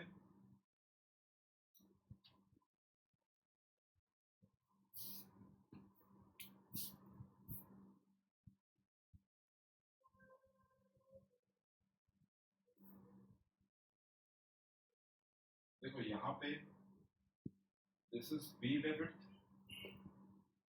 और यहाँ पर है D depth, okay, B wave और D depth. Bending stress diagram कैसा बनेगा,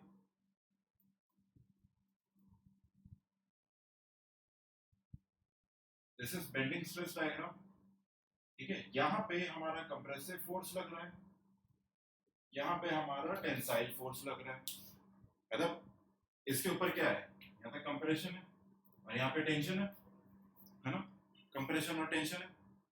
देखो हम लोग मोमेंट को क्या लिखते हैं, moment this is equal to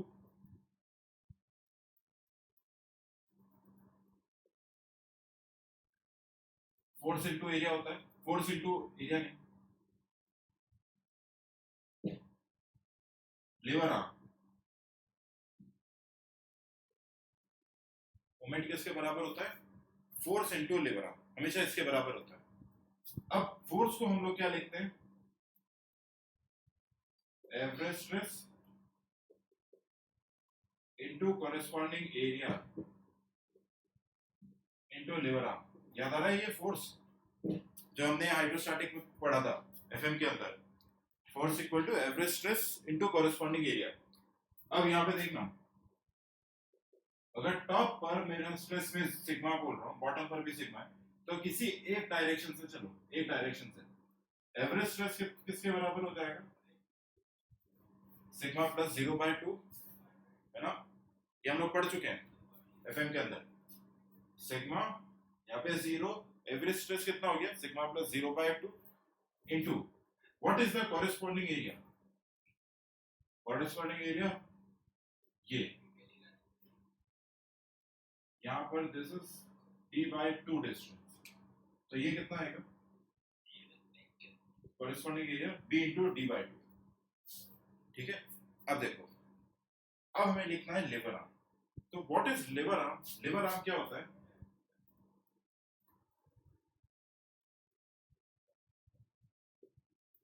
this is distance between equal and opposite forces, this is distance between equal and opposite forces। तो यहाँ पे जितना कंप्रेशन लग रहा है उतना ही टेंसाइल भी लग रहा होगा फॉर टू मेंटेन इक्विलिब्रियम, तो ये इक्वल फोर्सेस हो गए। अब ये एक्ट कहाँ पे करेगा, ये इसके सीजी पर एक्ट करेगा, सीजी पर एक्ट करेगा, मतलब ये डिस्टेंस कितना रहेगा, 1/3 of d/2, 1/3 of d/2। Same यहाँ पे ये डिस्टेंस कितना रहेगा, 1/3 इंटू d/2, और यहाँ से distance between equal and opposite forces क्या रहेगा, ये हमारे लिए क्या है, lever arm, distance between equal and opposite forces.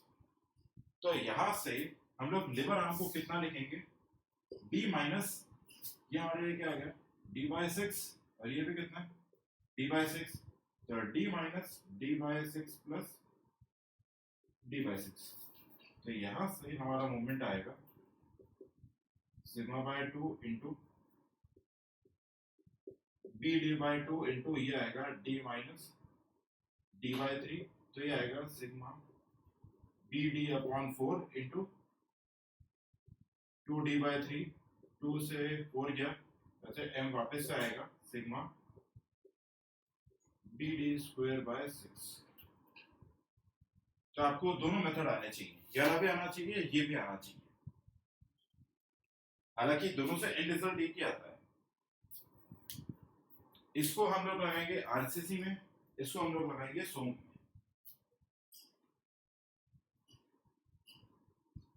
ये चीज समझ में आई? मोमेंट ऑफ रेजिस्टेंस निकाला है हम लोगों ने, ये this is moment of resistance.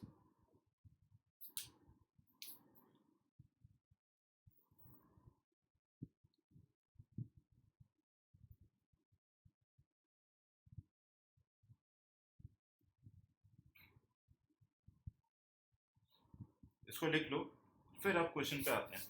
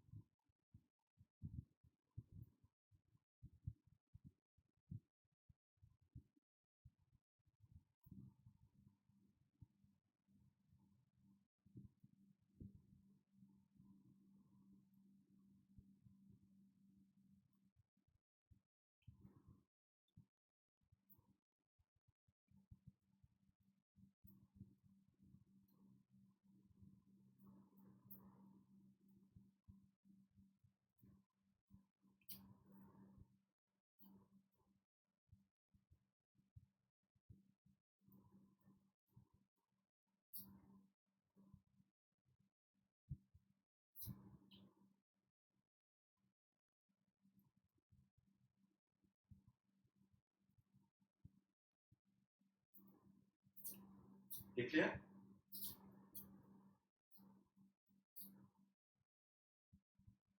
इस पर बेस्ड क्वेश्चन करना है।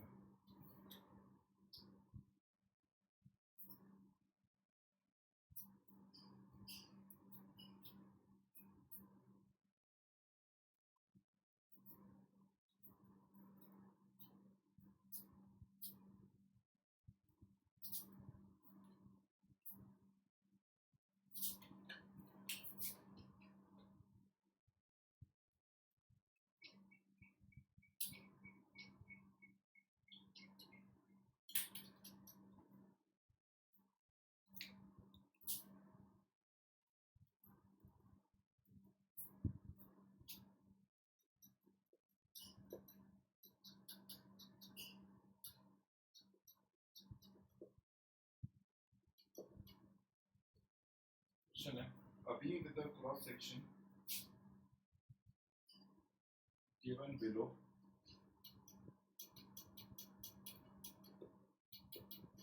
is subjected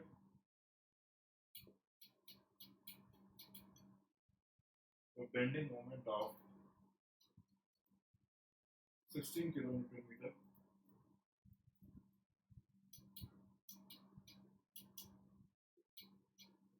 The tensile force acting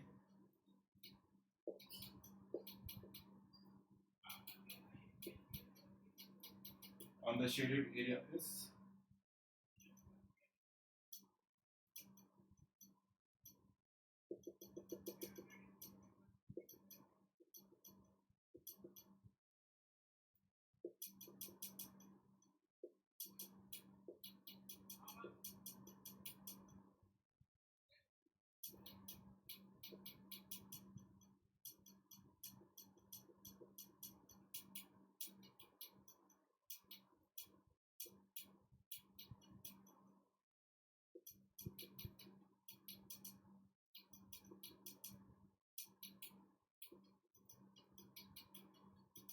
all dimensions are in M. इसमें हमें निकालना है what is the tensile force acting on the shaded area.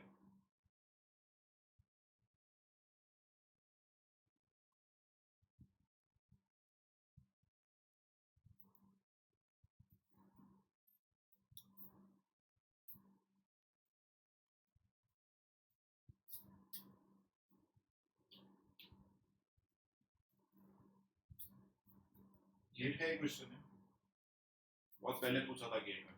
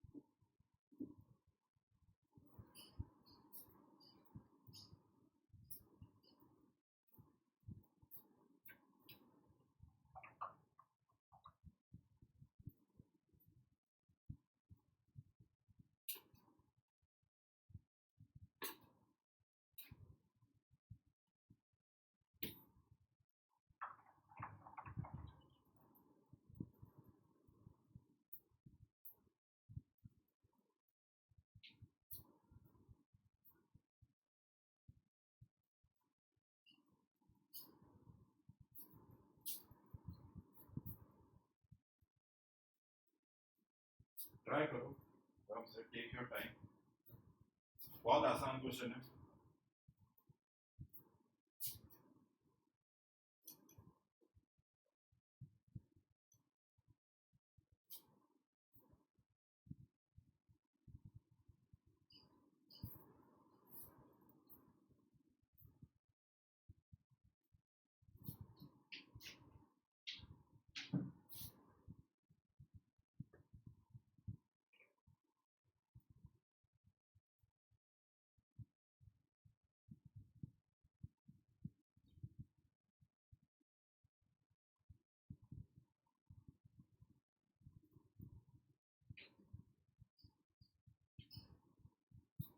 नहीं, ज्यादा आ रहा है, जस्ट डबल आ रहा है।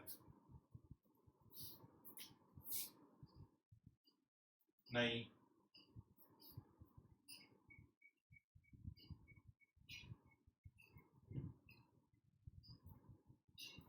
हाँ sir, 8.89 kilometre, perfect.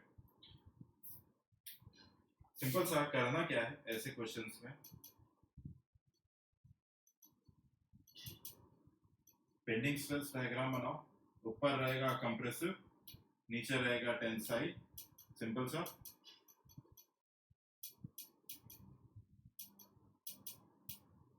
This is compressive, ये हमारे लिए टेंसाइल है। अगर मुझे यहाँ पे शेडेड रीजन में फोर्स निकालना है, तो force is always equal to average stress into corresponding area, average stress into corresponding area. तो यहाँ पे एवरेज स्ट्रेस किसके बराबर है, सिग्मा प्लस 0/2। यहाँ पे सिग्मा है, इस जगह का स्ट्रेस मैंने सिग्मा माना है, न्यूट्रल एक्सिस से नीचे जब आ रहे हैं y डिस्टेंस, मैंने सिग्मा माना है, sigma plus 0/2 is average stress into what is corresponding area. Shaded region पे निकालना है तो कितना, 50 इनटू 25, ये हमारा फोर्स हो गया टोटल। अब बस मुझे करना क्या है, यहाँ पे सिग्मा का वैल्यू चेंज करना है। तो सिग्मा कैसे निकालेंगे, क्या बताया था आपको, m/i इक्वल टू सिग्मा अपॉन y, इस एक्सप्रेशन को यूज करेंगे। m कितना दे रखा है, 16 kilo newton metre, 16 into 10⁶। i किसके बराबर है, i पूरे सेक्शन का लेना है, दैट इज b है 100, total depth is 150, bd cube divide by 12, sigma मुझे निकालना है। और y यहां से कितना आएगा, न्यूट्रल एक्सिस से 25 mm के डिस्टेंस पे, न्यूट्रल एक्सिस से 25 mm के डिस्टेंस पे, तो यहाँ पे 25, तो यहां से हमें सिग्मा निकल के आएगा। तो ये वैल्यू कुछ आएगी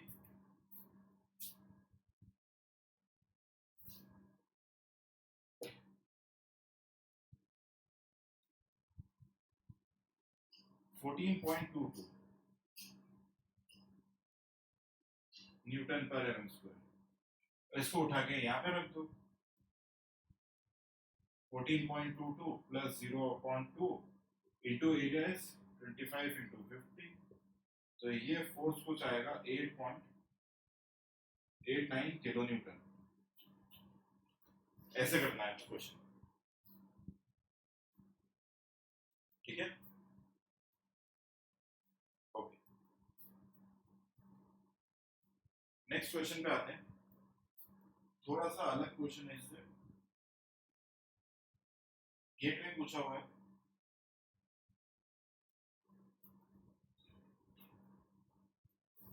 ये समझ में आ गया सबको, इस इक्वेशन को कैसे यूज कर रहे हैं। मोमेंट हमें दे रखा है, आई टोटल सेक्शन का लेना है, सिग्मा वहां पे आपको बेंडिंग स्ट्रेस निकालना है जहां पे हमें y डिस्टेंस बताओ। न्यूट्रल एक्सिस से किसी भी डिस्टेंस y पर हम लोग सिग्मा का वैल्यू निकालेंगे। शेडेड एरिया पे निकालना था तो यहां से हम लोग सिग्मा तक आए। सभी के समझ में आया, ओके। चलो अब आते हैं नेक्स्ट क्वेश्चन पे।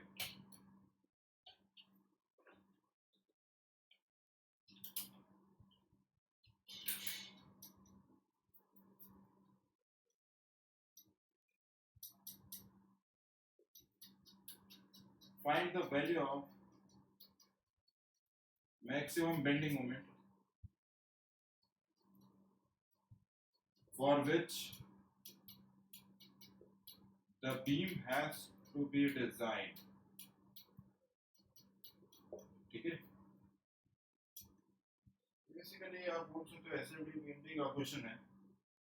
अबे इस सेक्शन में दे रखा है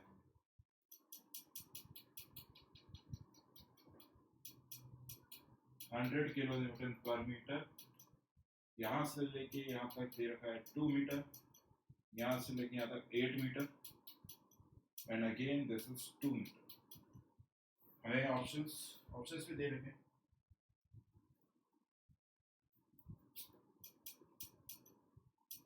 $200 kilo newton metre, 800 kilo newton metre,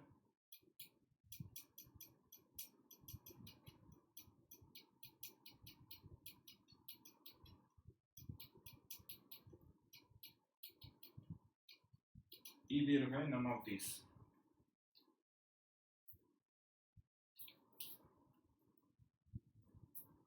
इसको बेंडिंग स्ट्रेस में दे रखा है, हालांकि बेंडिंग स्ट्रेस का क्वेश्चन नहीं है।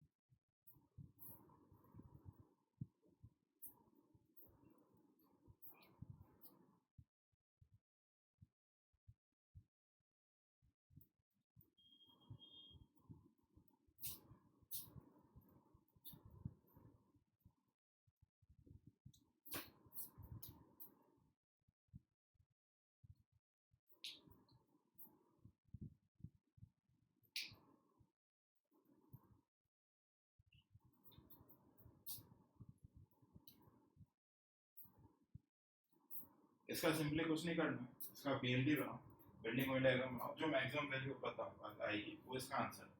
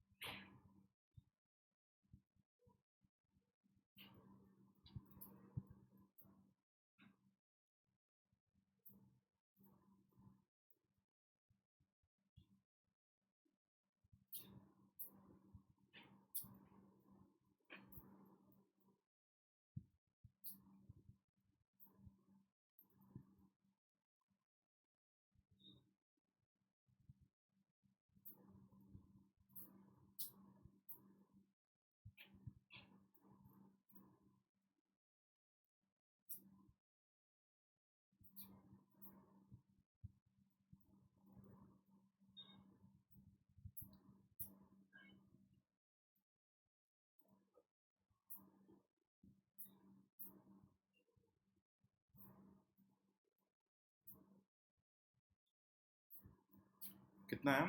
600। बिल्कुल सही, परफेक्ट आंसर 600 है। करना कुछ नहीं है, इसका बीएमटी बनाओ, यहाँ पे रिएक्शन आएगा 600, यहाँ पर भी रिएक्शन आएगा 600।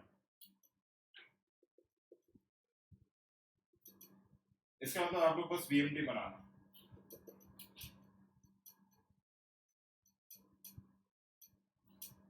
ये इसका SFT है 200 है, यहाँ पे 400 100 के स्लोप में जाएगा 4 मीटर पे, ये अगेन 4 मीटर, यहाँ पे 400, यहाँ पे 200, दिस स्लोप इज अगेन 100, तो ये हमारा 2 मीटर पे कैंसिल हो गया। इसका BMD बना लो, यहाँ से ऐसे BMD कितना आएगा, बेंडिंग मोमेंट का value, area of this half into 2 into this is 200,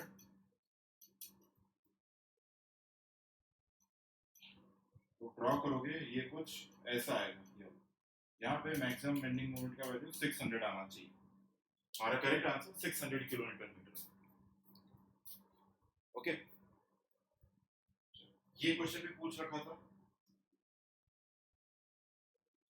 question और भी हैं, इसके लिए थोड़ा सा हम लोगों को अभी नहीं होगा।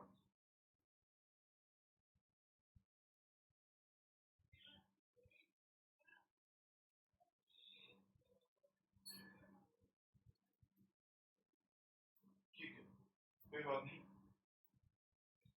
ओके, अभी एक्चुअली आपको एक टॉपिक और बताना है, उसके बाद हम लोग और भी क्वेश्चन आएंगे। जैसे हमें करना है composite section, composite beams, and then there are some results. कल ही हमारा टॉपिक फिनिश हो जाएगा। कॉम्पोजिट बीम्स पढ़ने, फ्लेच्ड बीम्स।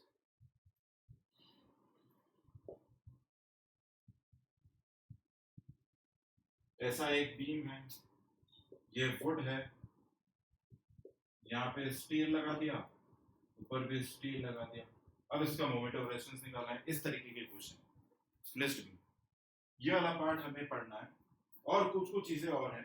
कल हमारा ये बेंडिंग स्ट्रेस फिनिश हो जाएगा, ज़्यादा टाइम नहीं लगेगा बेंडिंग स्ट्रेस में, ठीक है। और हाँ, अभी 3:30 at 3:30 we have test discussion, तो जिसको भी प्रॉब्लम हो आ सकते हो। 3:30 पे there will be test discussion, okay.